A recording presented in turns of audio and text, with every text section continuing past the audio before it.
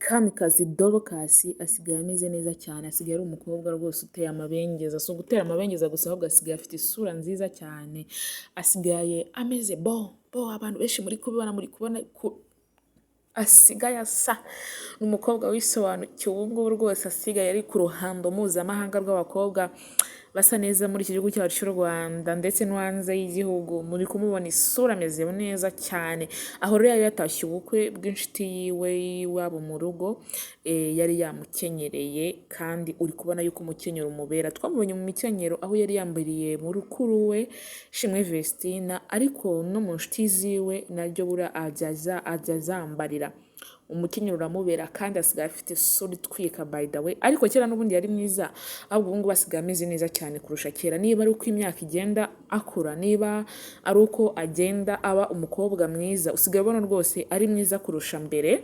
Ariko wasanga kera nuko yari ari umwana atazi no kwiyitaho, ariko ubu ngubu rwose uri kubona ameze neza cyane.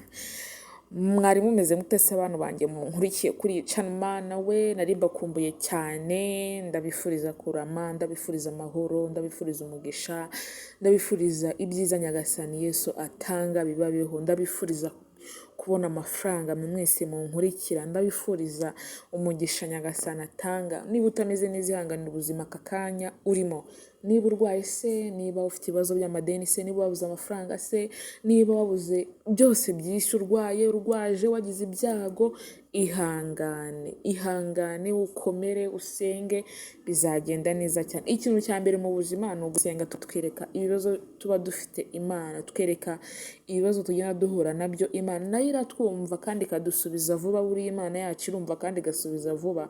Ufite agahinda se, ejo bizakemuka. Ufite ibihe bibazo se, ejo bizakemuka. Wowe utuze usenge, bizagenda neza cyane. Yitwa Kamikazi Dorcas, murumuna wa Shimwe Vestine. Ni umukobwa mwiza, mwese mukunda, mwese mwamenye bitewe n'ibyiza bakoze, bitewe n'indirimbo bagiye bahimba, bahanga, baririmba se, ukabona barashimishije cyane, ukabona indirimbo zabo zose nta muntu wasanga kuri stati ya WhatsApp ugasanga nta video n'imwe ishobora kuba itariho yabo, bitewe n'uburyo abantu benshi babakunda, bitewe n'uburyo abantu benshi bumva bakomeza kubumva. Stati ya WhatsApp ntabwo wayipostinga ngo usange nta video yabo iriho, cyangwa usange nta video nubwo kaba ari iminota mikeya, ariko kagomba kabe bitewe rero n'uburyo abantu babakunda. Usanga baze kubaka icyo bita brand ikomeye cyane y'abafanzi y'u Rwanda, asanga nabo bafite abafana benshi cyane. Njyewe tusanga turi mu kintu, ariko indirimbo zabo ziranshimisha cyane. Batangira ku ndirimbo bari aho bazajya, niyo mpamvu nkubwira ngo waka kanya ibintu bitameze neza ejo bishobora kugenda neza. Uwaka kanya uri kwiganyira, uri kuvuga ngo Mana kubera iki wanyibagiwe, kubera iki njye utansubiza, ejo bizagenda neza. Uzanye amafoto ya ba Vestina uko kera bari bameze, siko ubu ngubu bakimeze. Barakoze, barasenga, byabo bigenda neza cyane. Umugisha Imana itanga ubazaho. Nawe rero senga kandi ukore, bizagenda neza. Rero kera bari abana nyine batoya, ntaho baragera, ariko ubu ngubu bose barakuze. Murabizi yuko mukuru we yakoze ubukwe n'umugabo wo muri Burkina Faso, ariko baza kugeraho baravuga ngo batandukanye n'umugabo, ariko ntabwo baje ngo babishyireho umucyo cyangwa babanegosiye ku bintu biri kuvugwa. Bo bariturije, bareka abantu barakomeza baravuga, ariko nta kintu bari kuza kuvuga. Buriya iyo urugo bakiye kuri social media, ni handi uzasanga abantu bose bakwatata kuko bishakiye, bakakuvuga uko bishakiye. Ariko iyo urugo rwawe urubitse mu rugo ukarugira prive, apana kuruzana ku mihanda, urugo rwawe rutera imbere n'abantu benshi bakibaza uburyo urugo rwawe rumeze. Rero ubwo bari bagiye muri Canada, bavuyeyo niho byose byabaye, niho ngo Vestina yapostinze poste, abantu bayivugaho uko bashaka, bavuga ngo uburyo yicuza kuba yarashatse umugabo, bavuga buryo ngo kuba yicuza kuba yararuzinze time ye, ubwo ni igihe yataye.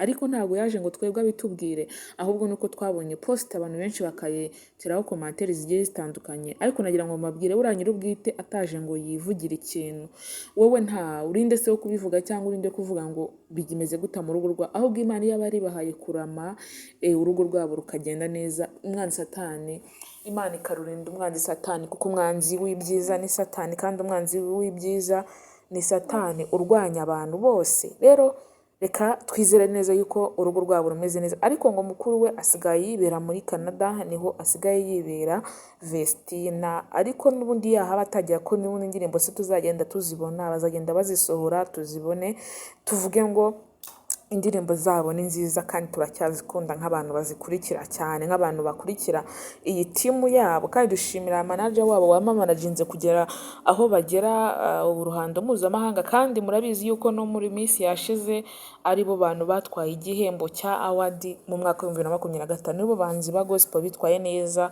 aho bari bahatanye n'ibyamamare ndetse n'abantu benshi bakurikirwa n'abandi, Israel Mbonyi, Nkomezi ndetse n'abandi bantu bose bagiye batandukanye bari bahatanye ku mwanya wa mbere, ariko nibo n'ubundi batwaye igihembo cya award.